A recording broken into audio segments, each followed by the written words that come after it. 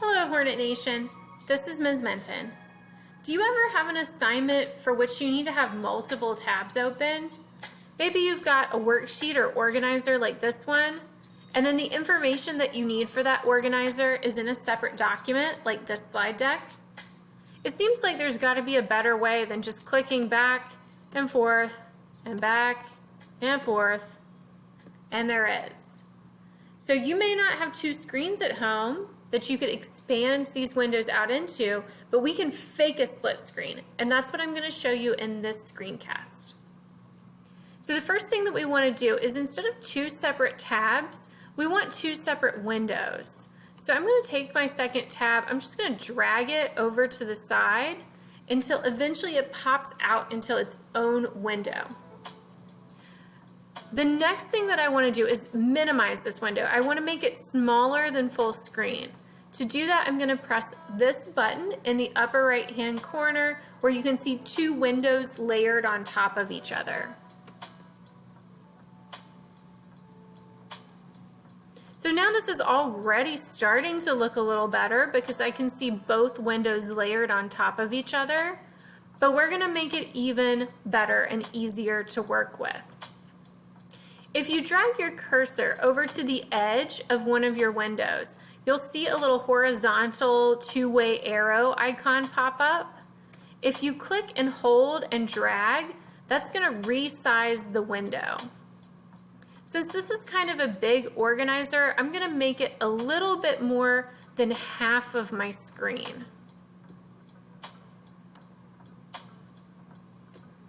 And now I want to do the same thing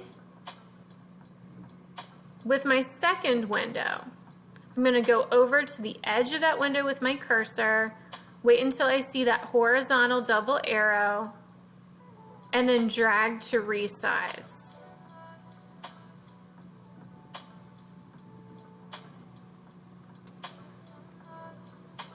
So now I've sort of faked a split screen here. I can see my portable word wall. I can see my slides. I'm going to have to do a little bit of scrolling, but this is already looking better. Before I say goodbye and end this video, let me share one more trick with you. If you ever have a slide deck like this open in Google Slides and you want to be able to see the text bigger, one option that you have is to click on the URL or the address in the box right here. Select all of that text.